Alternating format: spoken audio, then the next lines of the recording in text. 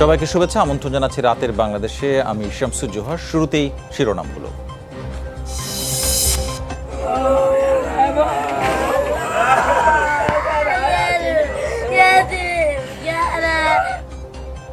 কারখানায় পুড়ে যাওয়া শ্রমিকদের মরদেহ শনাক্তের সময় লাগবে 3 সপ্তাহ। হত্যা মামলায় সজীব গ্রুপের মালিক হাশেম সহ 8 জনের রিমান্ড। যেহেতু এর হত্যা মামলা, স্বাভাবিকভাবেই রিমান্ড অপরিহার্য। এর কারণ এবং এর প্রকৃত ঘটনা কি, এগুলি সমস্ত উদ্ঘাটনের জন্য এই রিমান্ডের প্রয়োজন আছে। কমছে না করোনা সংক্রমণের হার, আজও 185 জনের মৃত্যু। চিকিৎসা সংকট মোকাবেলায় স্থাপন হচ্ছে 5টি ফিল্ড হাসপাতাল।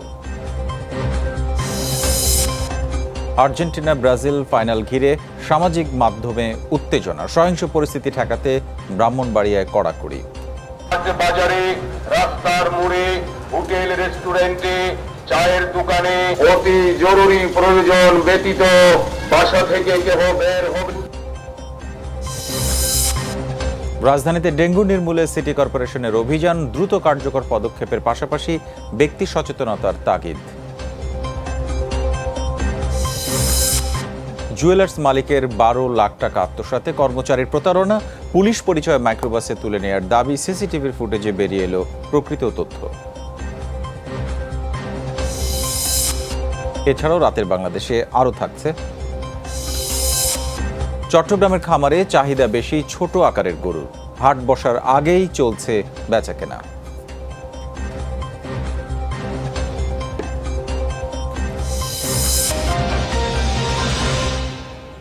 জানাচ্ছিলাম আজকের শিরোনামগুলো। দর্শক, আপনারা ঘরে কিংবা ঘরের বাইরে যেখানেই থাকুন, কিছুক্ষণ পরপর হ্যান্ড স্যানিটাইজার দিয়ে আপনার হাত ভালোভাবে জীবাণুমুক্ত করে নেবেন। এবার যাচ্ছি পুরো খবরে। নারায়ণগঞ্জের সজীব গ্রুপের কারখানায় অগ্নিকাণ্ডের ঘটনায় চরম গাফেলতির প্রমাণ পেয়েছে আইনশৃঙ্খলা বাহিনী। ঊর্ধ্বতন কর্মকর্তারা বলছেন এটি হত্যাকাণ্ড, তাই হত্যা মামলায় গ্রেপ্তার করা হয় সজীব গ্রুপের চেয়ারম্যান আবুল হাশেম সহ 8 জনকে। ঘটনাস্থল পরিদর্শন করে স্বরাষ্ট্রমন্ত্রী জানিয়েছেন দোষী কাউকেই ছাড় দেওয়া হবে না। এদিকে বিধ্বস্ত ভবনটিতে তল্লাশিতে আর কোনো মরদেহ মেলেনি। তখনই আমার মায়ে গেছে, গিয়ে দেখে গেট বন্ধ। তখন আমার মায়ে একটা ইট হাতে নিয়েছে, থালার মধ্যে বাড়ি দিছে, কিন্তু একটা লাইন আমার মার বুকটার মধ্যে লাঠিটা মেরে ফেলাই দিচ্ছে, নিচের থেকে পড়ে গেছে। ছোট বোন সেলিনার মরদেহ হয়তো পুড়ে অঙ্গার হয়েছে, সে শোক সইবার ক্ষমতা নেই বড় বোনের। 13 বছরের দুরন্ত কিশোরীর এমন মৃত্যু কাম্য নয় কারো। দারোয়ানের চেষ্টা করছি, দারোয়ানের বাপতি ডাকছি দারোয়ানের গেট খোলার জন্য, দারোয়ানের গেট খোলা নাই। গেট খুলতো তাহলে আপনার কিছু কিছু লোকগুলো আপনার বাঁচানো যেত। এই সময় জুতার মধ্যে লেখিয়া নিচে জুতা ফেলাইছে যে আমরা জীবনটা বাঁচানো, আমরা এসি রুমের মধ্যে আমরা 41 জন মানুষের জায়গায় আছে। কারখানার যে ফ্লোর থেকে মোবাইল ফোনে সেলিনা উদ্ধারের আকুতি জানিয়েছিলেন, সেখানে এখন পুরোটাই বিধ্বস্ত মৃত্যুপুরী। আগুন, উত্তাপ, চিৎকার, বাঁচার আকুতি, লাশ, সব কিছুই একাকার হয়ে আছে 3500 স্কয়ার ফিটের এই ফ্লোরে। এত বেশি দাহ্য পদার্থ ছিল যেগুলো আগুন জ্বলতে সহায়তা করছে। আগুন যখন জ্বলেছে সবাই আর্তচিৎকারে বাঁচার চেষ্টা করেছেন, ভেঙে ফেলার চেষ্টা করেছেন। এই কাজ শেষ পর্যন্ত ভাঙ্গা হয়েছে, কিন্তু তাদেরকে আর বাঁচানো যায়নি। দুপুরে ঘটনাস্থল পরিদর্শনে গিয়ে স্বরাষ্ট্রমন্ত্রী অভিযুক্তদের গ্রেফতারের কথা জানান। বলেন আগুনের ঘটনায় যেই দোষী হবে তার বিরুদ্ধে নেওয়া হবে ব্যবস্থা। এই সব কিছু বেড়ে আসবে। কেউ যদি সামান্যতম এখানে ভুল ভ্রান্তি করে থাকেন, দোষ করে থাকেন, তাদের অজান্তেই যদি কোনো ভুল হয়ে থাকে, সবগুলির জন্যই আইন অনুযায়ী বিচার হবে। নারায়ণগঞ্জের পুলিশ সুপার বলেন কারখানায় যা হয়েছে তা দুর্ঘটনা নয়, হত্যাকাণ্ড। এরই মধ্যে গ্রেফতার করা হয়েছে হাশেম ফুডস অ্যান্ড বেভারেজের মালিক আবুল হাশেম, তার ছেলে, প্রতিষ্ঠানের সিইও শাহ আজাদ, সজীব সহ 8 জনকে। এই ভবনটিতে যে ফায়ার ফাইটিং সিস্টেম থাকা সেটা ছিল না। ইচ্ছাকৃতভাবেই আমরা মনে করি যে এই একটি দুর্ঘটনার এটা সম্মুখীন হয়েছে। ভবনটিতে নানা অসঙ্গতি পেয়েছে ফায়ার সার্ভিসের তদন্ত কমিটি। একটা ভবনের অগ্নি নিরাপত্তা কীভাবে এনশিওর করা হবে, এটা অবশ্যই তার বড় আকারের ব্যত্যয় আসে। বৃহস্পতিবার নারায়ণগঞ্জে সেজান জুস কারখানায় ঘটে ভয়াবহ অগ্নিকাণ্ড। শুধু ভবনের 4র্থ তলা থেকেই উদ্ধার করা হয় পুড়ে যাওয়া 49টি মরদেহ। আল আমিন হক, যমুনা নিউজ, রূপগঞ্জ, নারায়ণগঞ্জ। এদিকে 52 জনের মৃত্যুর ঘটনায় দায়েরকৃত হত্যা মামলায় গ্রেপ্তার কারখানার মালিক আবুল হাশেম আর তার ছেলেসহ 8 জনকে 4 দিন রিমান্ড মঞ্জুর করেন আদালত। বিকেল 5:15টার দিকে তাদেরকে নারায়ণগঞ্জের সিনিয়র জুডিশিয়াল ম্যাজিস্ট্রেট ফাহমিদা খাতুনের আদালতে হাজির করা হয়। তাদেরকে জিজ্ঞাসাবাদের জন্য 10 দিনের রিমান্ড চেয়ে আদালতে হাজির করে রূপগঞ্জ থানা পুলিশ। এ সময় হাশেম ফুডের মালিক আবুল হাশেমের পক্ষে আইনজীবীরা জামিনের আবেদন জানান। তবে বিরোধিতা করেন কোর্ট ইন্সপেক্টর আসাদুজ্জামান এবং বাংলাদেশ টেক্সটাইল গার্মেন্টস শ্রমিক ফেডারেশনের সভাপতি অ্যাডভোকেট মাহবুবুর রহমান ইসমাইল। আদালতে আসামি পক্ষের জামিনের আবেদন নামঞ্জুর করে তাদেরকে 4 দিনের রিমান্ডে রাখার নির্দেশ দেন। এটি একটি হত্যা নয়, এটি একটি গণহত্যার মামলা এবং এখানে হত্যার যদি এখানে বিচার সুষ্ঠুভাবে না হয় তাহলে পুনরায় আবার একই ধরনের ঘটনা অপরাধ সংঘটিত থাকবে। ঘটনার সময় আমরা ছিলাম না, ঘটনা সম্পর্কে অবগত না। আমরা প্রপারলি সব কিছু মেনটেন করেই কিন্তু আমরা বিল্ডিংটা নির্মাণ করছি, আমাদের ফ্যাক্টরি চলছে, কিন্তু দুর্ঘটনা তো দুর্ঘটনাই। অগ্নিকাণ্ডে নিহতদের স্বজনদের আহাজারিতে ভারী হয়ে ওঠে ঢাকা মেডিকেল এলাকা। প্রিয়জনের মরদেহটি পাওয়ার অপেক্ষায় তারা। পরিচয় শনাক্তের ডিএনএ টেস্টের জন্য স্বজনদের নমুনা নেওয়া হচ্ছে। প্রক্রিয়া শেষ করতে 21 দিনের মতো সময় লাগবে বলে জানিয়েছেন সিআইডি ফরেনসিক বিভাগ। ভয়াবহ আগুনে নিহতদের 49টি মরদেহ নেওয়া হয় ঢাকা মেডিকেলের মর্গে। রাখার জায়গা না থাকায় কয়েকটি পাঠানো হয় সোহরাওয়ার্দী মেডিকেলে। প্রিয়জনকে খুঁজে পেতে ছবি হাতে মর্গে স্বজনরা। তাদের আহাজারিতে ভারী হয়ে ওঠে মেডিকেলের এলাকা। ছোট্ট শিশু সোমা খুঁজছে মাকে, মায়ের খোঁজ পাচ্ছে না নয়নও। অন্যদিন মায়ের খাওয়ায় তো কালকে খাওয়ায় তো না, বাসাত গেছি 2টা বাজে, আমার মায়ের না দেন আন্টি, আমার মায়ের না দেন। আমার মেয়ে আমার কিছু বলার সুযোগ পাইছে না, আমি দেখাও করছি না, কিছু করার সুযোগ পাইছে না, না জানো কিবা মৃত্যুটা হয়েছে আল্লাহ জানে। কত আব্বা আম্মা না কত আল্লাহ রে, আল্লাহ তো। অঙ্গার হওয়া মরদেহ চেনার উপায় নেই, তাই সিআইডির ফরেনসিক বিভাগ মরদেহের বিপরীতে স্বজনদের ডিএনএ স্যাম্পল নিচ্ছে। প্রক্রিয়া শেষ করতে লাগবে অন্তত 21 দিন। এমনভাবে বার্ন হয়েছে যে কোনোভাবেই সেটা ফিজিক্যালি আইডেন্টিফাই করার মতো সুযোগ নেই, কারণ আমার মাথায় থাকবে যে এটা খুব ডিফিকাল্ট ডিএনএ প্রোফাইল করা। আর ইজি যদি ফিজিক্যালি আইডেন্টিফাই খুব ইজি হয়ে সবাই হ্যান্ড ওভার করতে চাইবে, কিন্তু সেটা আসলে সম্ভব না। এদিকে ঢাকা মেডিকেলে ভর্তি থাকা আহতদের অর্থ সহায়তা দিয়েছে শ্রম মন্ত্রণালয়। সচিব জানিয়েছেন আহতদের 50,000 আর নিহতদের পরিবারকে 2 লাখ টাকা করে দেওয়া হচ্ছে। 22 জনের চেক হচ্ছে আহত আর 3 জনের হচ্ছে যারা মৃত্যুবরণ করছে তারা। রাব্বি সিদ্দিকী, যমুনা নিউজ, ঢাকা। করোনায় 24 ঘন্টায় আরও 185 জনের প্রাণহানি হয়েছে। এদিন শনাক্ত হয়েছে আরও 8,772 জন। দেশে মোট মৃত্যু 16,189 জন। পরীক্ষা অনুপাতে শনাক্তের হার 31.46%। নমুনা পরীক্ষা হয়েছে 27,884টি। এ পর্যন্ত শনাক্ত 10,09,315 জন। 24 ঘন্টায় সুস্থ হয়েছেন 5,755 জন। মোট সুস্থ 8,68,139। মৃত 185 জনের মধ্যে পুরুষ 121 জন আর 64 জন নারী। বিভাগ ভিত্তিক প্রাণহানির হিসেবে ঢাকায় সর্বোচ্চ 70 জন মারা গেছেন। এছাড়াও খুলনায় 51, চট্টগ্রামে 20, রাজশাহীতে 13, রংপুরে 11, বরিশালে 10, সিলেটে 7 এবং ময়মনসিংহে 3 জনের মৃত্যু হয়েছে। রাজধানীর হাসপাতালগুলোতে প্রতিদিনই বাড়ছে করোনার রোগী। তীব্র হচ্ছে চিকিৎসার সংকট। বেশিরভাগই আসছেন ঢাকার বাইরে থেকে, যার একটি বড় অংশ শ্বাসকষ্ট নিয়ে আসায় বাড়ছে আইসিইউর চাহিদা। এমন পরিস্থিতিতে রাজধানীতে 5টি ফিল্ড হাসপাতাল স্থাপনের কথা জানিয়েছেন স্বাস্থ্যমন্ত্রী। তিনি জানান 1.5 মাসে প্রায় 2.25 কোটি টিকা আসবে দেশে। শ্বাসকষ্ট নিয়ে 14 দিন ঢাকার একটি বেসরকারি হাসপাতালের আইসিইউতে ছিলেন জাহানারা বেগম। 7 লাখ টাকা খরচ হলেও সঠিক চিকিৎসা না পাওয়ার অভিযোগ স্বজনদের। শেষমেশ ঢাকা মেডিকেলে স্থানান্তরের সিদ্ধান্ত নেয় পরিবার, কিন্তু হাসপাতালে পৌঁছার আগেই মারা যান তিনি। মেশিনটা চালাতে গেলে নার্স জানে না, কেউ জানে না। আইসিইউ থেকে লোকে না বারবার আমার মেশিনটা ওই অক্সিজেন বাড়াইতে হয়, কমাইতে। ভাই কয়বার করবো? তাহলে আপনি কিসের টাকাটা আমার কাছ থেকে নিচ্ছেন? দোকানের আগে আমার মা রোডে অ্যাম্বুলেন্সে মারা গেছে, আমরা এখানে ঢুকাইতেও পারি না। বয়োবৃদ্ধ ব্রেন স্ট্রোকের রোগীর শ্বাসকষ্ট দেখা দিলে নিয়ে আসা হয় ঢাকা মেডিকেলে, কিন্তু শেষ রক্ষা হয়নি। আমরা মনে করছি যে ওখান থেকে এখানে ভালো হবে, তার জন্য নিয়ে আসছি। ওখান থেকে ডাক্তার এবং কি সার্ভিসও ভালো হবে ঢাকা, তার জন্য। ঢাকা এবং ঢাকার আশেপাশের জেলাগুলোর তুলনায় বাইরের জেলাগুলো থেকে পেশেন্ট একটু বেশি আসে। করোনার এমন পরিস্থিতিতে 5টি ফিল্ড হাসপাতাল স্থাপনের কথা জানান স্বাস্থ্যমন্ত্রী। বলেন বিএসএমএমইউর ফিল্ড হাসপাতাল দ্রুতই চালু করা হবে। এখানে আমরা মনে করি যে প্রায় 1200 বেডের একটি করোনা ডেডিকেটেড হাসপাতাল খুব দ্রুত সময় আমরা ব্যবস্থা করতে পারবো। প্রায় 400 বেডের করোনা আইসিইউ এখানে স্থাপন করতে চাচ্ছি এবং আরও 400 বেডের এইচডিইউ আমরা স্থাপন করতে চাচ্ছি। তিনি বলেন চিকিৎসা ব্যবস্থার উন্নতির পাশাপাশি সচেতনতা বৃদ্ধি এবং 80% মানুষকে টিকার আওতায় আনা না গেলে পরিস্থিতি নিয়ন্ত্রণ করা অসম্ভব। স্বাস্থ্যমন্ত্রী জানান আগামী 1.5 মাসে 2.25 কোটি টিকা আসবে বাংলাদেশে। Lovely Bithi, Jamuna news, Dhaka. Brazil Argentina দ্বৈরথ নিয়ে সমর্থকদের মাতামাতি বিংশ শতাব্দী থেকে, কিন্তু এবছর করোনা আতঙ্কে দক্ষিণ আমেরিকা যুদ্ধ নামে খ্যাত এই দ্বৈরথ কিছুটা বিলীন করছে সমর্থকদের উত্তেজনা। তবুও করোনা আতঙ্কের মধ্যে কোপা আমেরিকার ফাইনালে ব্রাজিল আর্জেন্টিনা দ্বৈরথ যেন ক্ষণিকের পরিত্রাণ।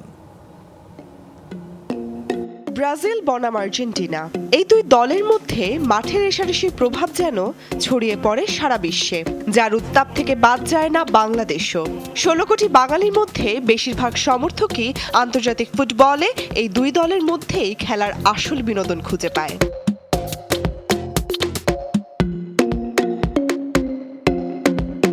আন্তর্জাতিক ফুটবলের কোনো টুর্নামেন্ট শুরু হলেই ব্রাজিল আর্জেন্টিনা কোন দল সেরা তা নিয়ে সমর্থকদের মধ্যেও শুরু হয় তর্ক।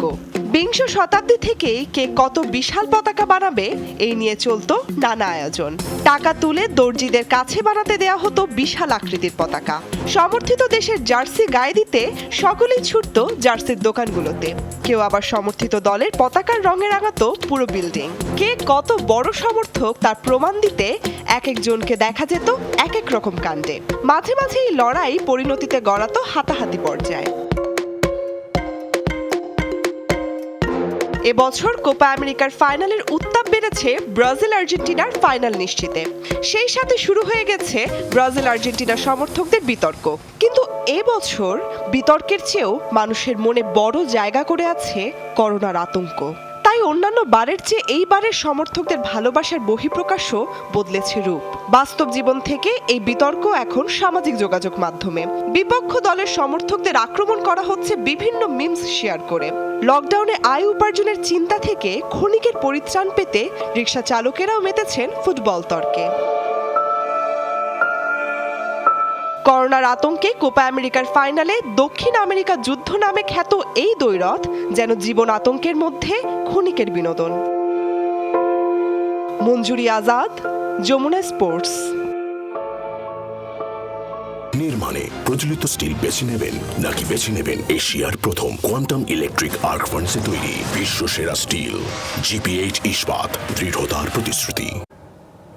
আর্জেন্টিনা ব্রাজিলের ফুটবল ম্যাচ কেন্দ্র করে ব্রাহ্মণবাড়িয়ায় কিছু বিধিনিষেধ আরোপ করেছে প্রশাসন। এ বিষয়ে সচেতন করতে মাইকিং করা হয়েছে। ক্রীড়ামোদীদের বাড়িতে বসে খেলা দেখার অনুরোধ জানানো হয়েছে। চায়ের দোকান, বড় কোনো স্ক্রিন বা জমায়েত করে প্রকাশ্যে খেলা দেখার আয়োজন না করতে নির্দেশনা দেওয়া হচ্ছে। দুপুরে জেলা শহরে মাইকিং করে এই সংক্রান্ত প্রচার এবং প্রচারণা চালায় ব্রাহ্মণবাড়িয়া সদর মডেল থানা পুলিশ। তারা জানিয়েছে যে কোনো ধরনের অপ্রীতিকর পরিস্থিতি এড়াতে 11 জুলাই ভোর 5টা থেকে পুলিশ মাঠে থাকবে।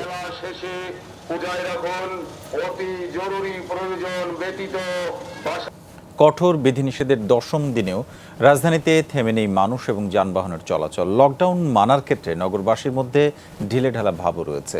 লকডাউন কতটা কার্যকর হচ্ছে এ নিয়ে সন্দিহান খোদ পুলিশ। চেকপোস্টে মিথ্যাচার করে জরুরি কাজ ছাড়াই বাইরে ঘুরছেন অনেকে। মূল সড়কে কিছুটা কড়াকড়ি থাকলেও অলিগলি বা বাজার এলাকায় এখনও অসচেতন মানুষের আনাগোনা বেশি।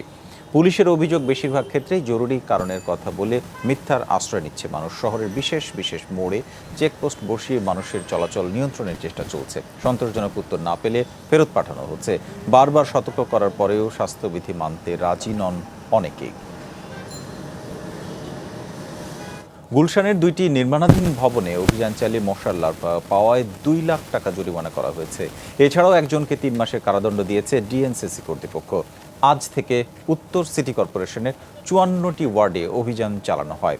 অভিযান প্রদর্শন করেন স্থানীয় সরকার মন্ত্রী তাজুল ইসলাম এবং মেয়র আতিকুল ইসলাম। এ সময় মন্ত্রী বলেন, প্রতিটি ওয়ার্ডকে 10টি ভাগে বিভক্ত করে কাজ করা হবে। বাসাবাড়ি কিংবা কোনো প্রতিষ্ঠানে এডিস মশার লার্ভা পাওয়া গেলে জরিমানা করা হবে জানান মন্ত্রী। মেয়র আতিকুল ইসলাম বলেন, কোথাও এডিসের লার্ভা পাওয়া গেলে ছাড় দেওয়া হবে না কাউকে।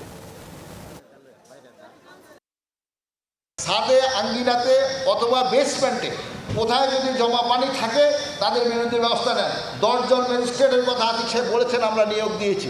অতএব আগামীকাল থেকে ইনশাআল্লাহ 10 জন ম্যাজিস্ট্রেট সহ যদি অভিযান চালানো হয় তাহলে সবাই কিন্তু সতর্ক হবে এবং ভুক্ত হবে। আমি অনুরোধ করব, এই সময় আসুন আমরা সকলে মিলে একসাথে ডেঙ্গুর বিরুদ্ধে যে অভিযান চালাচ্ছি সেই অভিযানকে সফল করার জন্য আমাদের সিটি কর্পোরেশনের স্টাফ থেকে শুরু করে যারা যারা যাবেন আপনাদের সবার আমি সাহায্য চাচ্ছি। করোনার পাশাপাশি এবছর ডেঙ্গুর প্রকোপও বাড়তে পারে বলে আশঙ্কা করছেন বিশেষজ্ঞরা। তারা বলছেন, জুলাই, আগস্ট, সেপ্টেম্বর এই 3 মাস ডেঙ্গু বিস্তারে সবচেয়ে বেশি ঝুঁকিপূর্ণ। তাই ব্যক্তিগত সচেতনতার পাশাপাশি এডিস মশা নির্মূলে সিটি কর্পোরেশন সহ দায়িত্বশীলদের দ্রুত, কার্যকর এবং পরিকল্পিত উদ্যোগ নেওয়ার পরামর্শ তাদের। আরও জানাচ্ছেন মাহফুজ মিশু। মরার উপর খাড়ার ঘা। একদিকে হুহু করে বাড়ছে করোনার প্রকোপ, সেই সাথে শুরু হয়েছে ডেঙ্গুর বিস্তার। বাসাবাড়ির টপ থেকে শুরু করে রাস্তায় পড়ে থাকা টায়ার, সবখানেই এডিস মশার লার্ভার উপস্থিতি। কীটতত্ত্ববিদরা বলছেন, বর্ষাবাদল বেশি থাকায় এবছর এডিস মশার সংখ্যাও বেশি হওয়ার কথা। এডিস মশার ঘনত্ব বেশ অনেক বেশি। এটি আমরা শুরু থেকেই জুন মাসের মাঝামাঝি সময় থেকে আমরা ফরকাস্ট দিয়ে এসেছি বা বলে এসেছি যে এবছর এডিস মশার ঘনত্ব যেহেতু বেশি এবং বৃষ্টিপাত যেহেতু বেশি হয়েছে তাই ডেঙ্গু বেশি হবে। সরকারি হিসেবেই এবছর ডেঙ্গু শনাক্ত রোগী প্রায় 700। কেবল চলতি মাসেই ঢাকার 2 সিটিতে আক্রান্ত হয়েছেন 200-র মতো। চিকিৎসকরা বলছেন, করোনার কারণে ডেঙ্গু পরীক্ষার হার কম। আবার একই সাথে করোনা ও ডেঙ্গু দুটিতেই আক্রান্ত হচ্ছেন কেউ কেউ। ডেঙ্গুর প্রকোপটা কিন্তু একটু একটু বেড়ে যাচ্ছে। আমরা কিন্তু কিছু কিছু রোগী পাচ্ছি, যেহেতু লক্ষণ প্রায় একই রকম। আমরা কিন্তু টেস্ট করে দেখি তার করোনাও পজিটিভ আসতেছে, আবার ডেঙ্গুও কিন্তু আসছে। এরকম রোগী কিন্তু আমরা কিছু কিছু পাচ্ছি। ডাবল রোগ হতে অনেকটা বলতে পারেন যে আমরা কিন্তু অনেকটা আতঙ্কগ্রস্ত হয়ে যাচ্ছি। পরিস্থিতি সামলাতে মশা নিধন অভিযান জোরদারের পাশাপাশি ব্যক্তিগত সতর্কতার তাগিদ বিশেষজ্ঞদের। পানি জমলেই ডেঙ্গু মশা ডিম পারে। ডিম পাড়ার যতগুলো মশা লার্ভা হবে, যত মশা হবে সব তো ডেঙ্গু বাহিত হচ্ছে। এগুলো আবার কিন্তু ঘরে চলে আসে। এর ফলশ্রুতিতেই ডেঙ্গু কিন্তু একটু করে বেড়েই যাচ্ছে। করোনা যেমন আমরা অদৃশ্য শক্তির বিরুদ্ধে কিন্তু ফাইট করছি, কিন্তু ডেঙ্গু তো আমরা শত্রু জানি, এটা তো এডিস মশার কামড়ে হয়। করোনা যেরকম আমাদের জন্য একটি স্বাস্থ্য সমস্যা, ঠিক ডেঙ্গুও নতুন ভাবে শুরু হয়েছে। একটি শত্রুকে মোকাবেলা করতে গিয়ে আমরা একটি দরজায় যদি পাহারা বসাই তাহলে হবে না। আমাদের আরেকটি দরজা দিয়ে আরেকটি শত্রু যেন আমাদের ঘরে ঢুকে খুব বড় রকম ক্ষতি করতে না পারে, সেই বিষয়টিও কিন্তু আমাদের খেয়াল রাখা খুব জরুরি। লক্ষণ দেখা দিলে অবহেলা না করে দ্রুত পরীক্ষা করালে ডেঙ্গুতে মৃত্যুর ঝুঁকি কমবে বলেও আশাবাদী চিকিৎসকরা। মাহফুজ মিশু, যমুনা নিউজ, ঢাকা। মুজিবর্ষে প্রধানমন্ত্রীর উপহারের ঘর নির্মাণে অনিয়ম এবং গাফিলতির অভিযোগ সরেজমিন তদন্তে সিলেট এবং নওগাঁ সহ কয়েকটি জেলায় গেছে প্রধানমন্ত্রীর কার্যালয়ের প্রতিনিধি দল। দুপুরে সিলেটের বিশ্বনাথের দণ্ডপানিপুর এলাকায় ঘর পরিদর্শন করেন আশ্রয়ন 2 প্রকল্পের উপপ্রকল্প পরিচালক জাহিদুর রহমান। প্রকল্প পরিদর্শন শেষে সন্তোষ প্রকাশ করেন তিনি। বলেন, ছোটখাটো যেসব সমস্যা আছে সেগুলি দ্রুত সমাধানের নির্দেশ দেওয়া হয়েছে। পরে প্রতিনিধি দলটি মৌলভীবাজারের উদ্দেশ্যে রওনা হয়। নওগাঁর পত্নীতলা উপজেলার বাঁধপুইয়া এলাকায় আশ্রয়ন প্রকল্প পরিদর্শন করে প্রধানমন্ত্রীর কার্যালয়ের 3 সদস্যের একটি প্রতিনিধি দল। তারা জানান, এই প্রকল্পের উপকারভোগীরা শতভাগ সন্তুষ্ট। আশ্রয়ন প্রকল্পে সারা দেশে 22 জেলায় 36টি উপজেলায় অনিয়মের প্রাথমিক সত্যতা পায় প্রধানমন্ত্রীর অফিস। অভিযোগ তদন্তে আগামী কয়েকদিন দেশ জুড়ে প্রকল্প এলাকাগুলো পরিদর্শন করবে প্রধানমন্ত্রীর কার্যালয়ের বিশেষ টিম। চরম কোনো অবহেলার কারণে কোনো কিছু হয়, সেই অ্যাকশন চলবে। আর থ্রু বিচ্ছুতি যেটা ধরেন প্রাকৃতিক কারণে বা কোনো কারণে অথবা টেকনিক্যাল কারণে হলে, তো এগুলো একটা গ্রিভিয়েন্স দেখে আসলে ব্যবস্থা নেওয়া হবে। নারায়ণগঞ্জের রূপগঞ্জে সজীব গ্রুপের অঙ্গ প্রতিষ্ঠান হাশেম ফুড অ্যান্ড বেভারেজ লিমিটেডের কারখানা ভবনটিতে ফায়ার সার্ভিসের অনুমোদন ছিল না বলে জানিয়েছেন ফায়ার সার্ভিসের উপপরিচালক দেবাশিস বর্ধন। বিকেলে প্রায় ৪৫ ঘন্টা পর আগুন পুরোপুরি নিয়ন্ত্রণে আসার পর তিনি সাংবাদিকদের এই তথ্য জানান। দেবাশিস বর্ধন বলেন, ফায়ার সার্ভিস থেকে প্রতিটি কারখানা ভবনের জন্য ফায়ার সেফটি প্ল্যানের একটি অনুমোদন দেওয়া হয়, কিন্তু ভবনটির নকশা ফায়ার সার্ভিস অ্যান্ড সিভিল ডিফেন্সের অনুমোদন ছিল না। রাজুকের ছাড়পত্র, কারখানা অনুমোদনের ছাড়পত্র, পরিবেশের ছাড়পত্র দিয়েছিল কিনা তার সঠিক তথ্য নেই বলেও জানান এই কর্মকর্তা। ভেতরে আর কোনো মরদেহ পাওয়া যায়নি বলেও জানান ফায়ার সার্ভিসের কর্মকর্তারা। এই বিল্ডিংয়ের নকশাও অনুমোদনিত নাই ফায়ার সার্ভিস থেকে।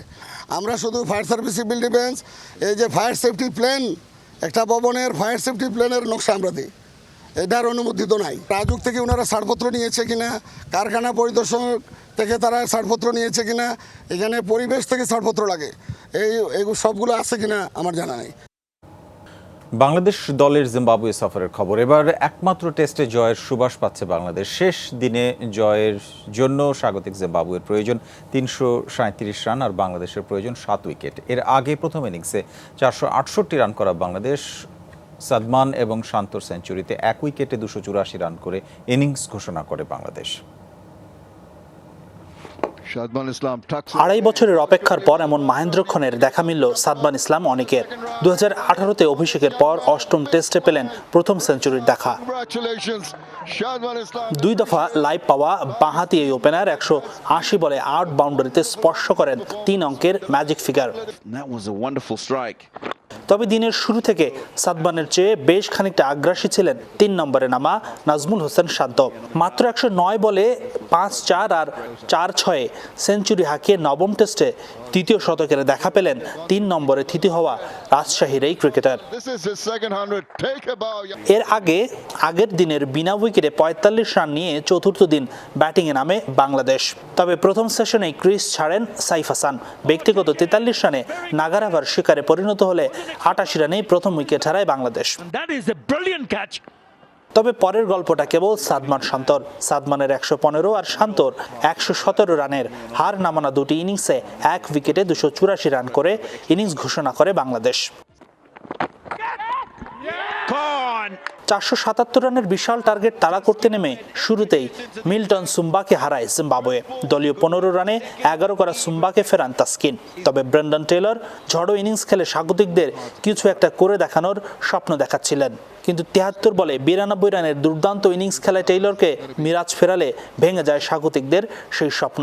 এরপর ৭ রান করা কাইটাকে সাকিব ফেরালে ১৩২ রানে তৃতীয় উইকেট হারায় জিম্বাবুয়ে। হারারে টেস্টে জিম্বাবুয়ের জয় পাওয়াটা প্রায় অসম্ভব, কেননা বাংলাদেশকে হারাতে হলে নতুন করে ইতিহাস গড়তে হবে স্বাগতিকদের।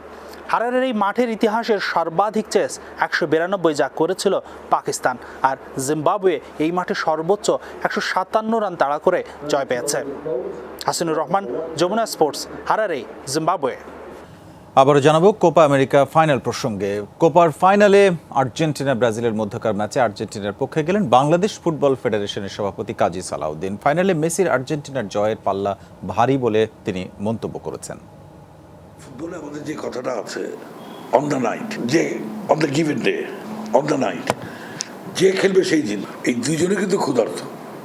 কারণ ব্রাজিল অনেকদিন ধরে ট্রফি পায় না, আর্জেন্টিনাও পায় না, এবং this is probably the last final for Messi. আমি ব্রাজিল আর্জেন্টিনার ম্যাচে I will go for Argentina. Messi আছে, ডিম্যারিও আছে, এরা দ্য গেম চেঞ্জার, যে কোনো গেম চেঞ্জ করে দিতে পারে। খেলা 0-0 চলতেছে, একটা ফ্রি কিক এখান থেকে চেঞ্জ করতে পারে। এবারের কোপা আমেরিকা ফাইনালের রেফারির দায়িত্ব পালন করবেন উরুগুয়ের এস্তেবান ওস্তোচিচ। ব্রাজিল আর্জেন্টিনা চিরপ্রতিদ্বন্দ্বী, আর এই উত্তেজনাপূর্ণ ম্যাচের রেফারিং হতে হবে নিখুঁত। তাই এই ম্যাচের দায়িত্ব পেয়েছেন উরুগুয়ের ৩৯ বছর বয়সী এস্তেবান ওস্তোচিচ। টুর্নামেন্টের উদ্বোধনী ম্যাচের দায়িত্বও তিনি পালন করেছেন, যেখানে মুখোমুখি হয়েছিল ভেনেজুয়েলা এবং ব্রাজিল। এছাড়াও পেরু কলম্বিয়া ম্যাচ সহ কোয়ার্টার ফাইনালে প্যারাগুয়ের ম্যাচেও রেফারি ছিলেন তিনি। আর লাইন্সম্যান হিসেবে থাকবেন কার্লোস বেরেরো এবং মার্টিন সোপি। এবার জানাবো ম্যাচ ভেন্যু মারাকানা স্টেডিয়ামের আদ্যপান্ত। প্রায় ৭৯,০০০ দর্শক ধারণ ক্ষমতার ঐতিহাসিক এই স্টেডিয়ামে এবারই প্রথম সবচেয়ে কম দর্শকের উপস্থিতিতে অনুষ্ঠিত হবে কোনো ফাইনাল খেলা।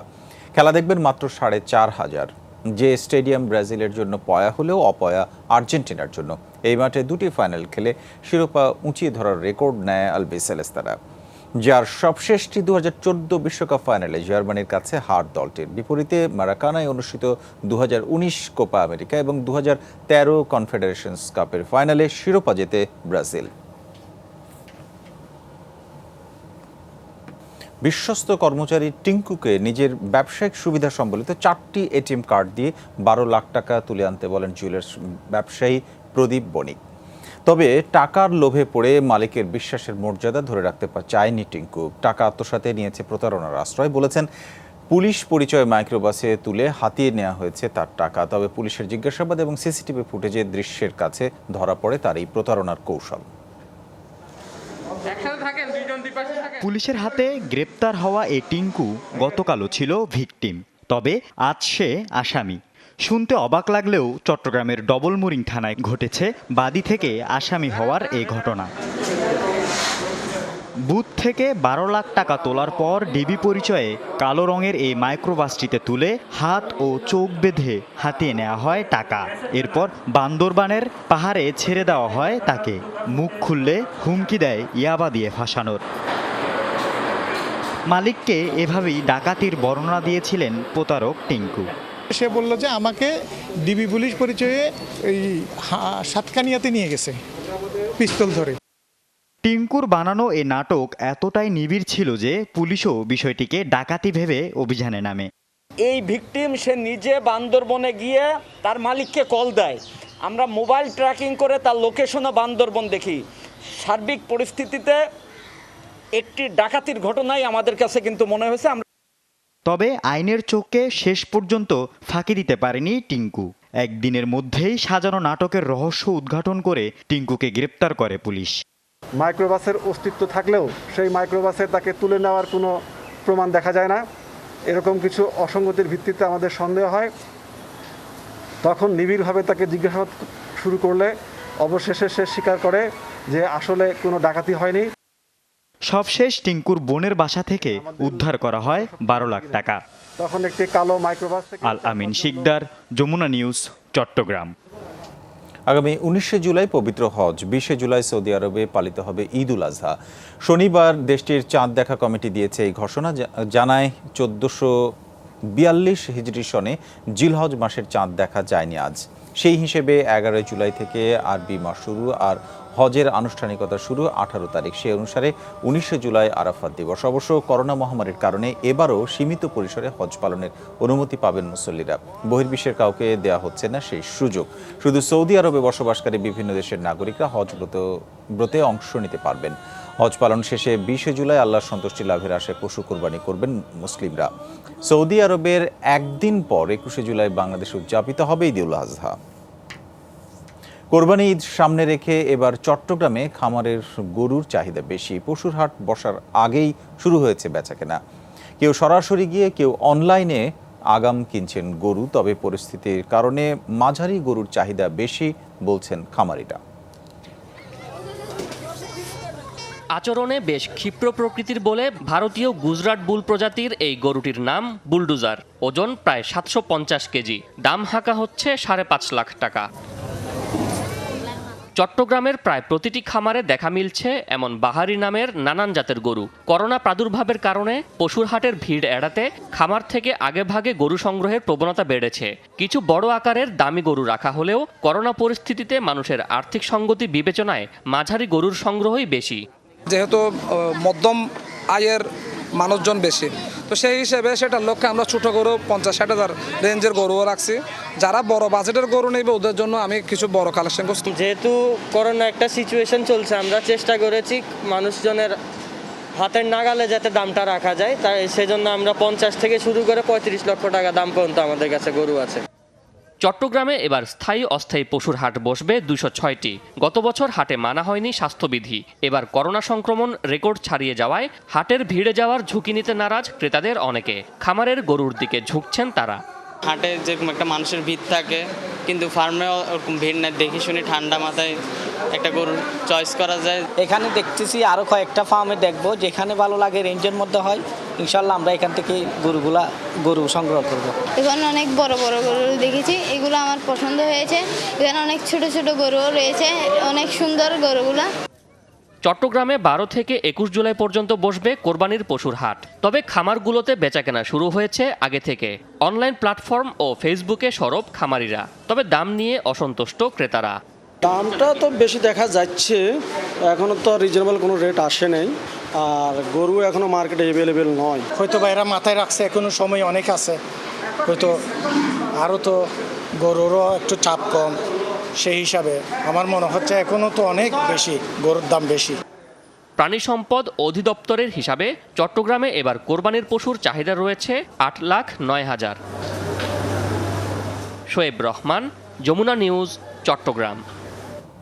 এই ছিল আজকের রাতের বাংলাদেশের আয়োজনে। দর্শক, আরেকবার বিদায়ের আগে আপনাদের মনে করে দিতে চাই, আপনারা ঘরে কিংবা ঘরের বাইরে যেখানেই থাকুন কিছুক্ষণ পরপর হ্যান্ড স্যানিটাইজার দিয়ে আপনার হাত ভালোভাবে জীবাণুমুক্ত করে নেবেন। এতক্ষণ আমাদের সঙ্গে থাকার জন্য আপনাদের সবাইকে ধন্যবাদ।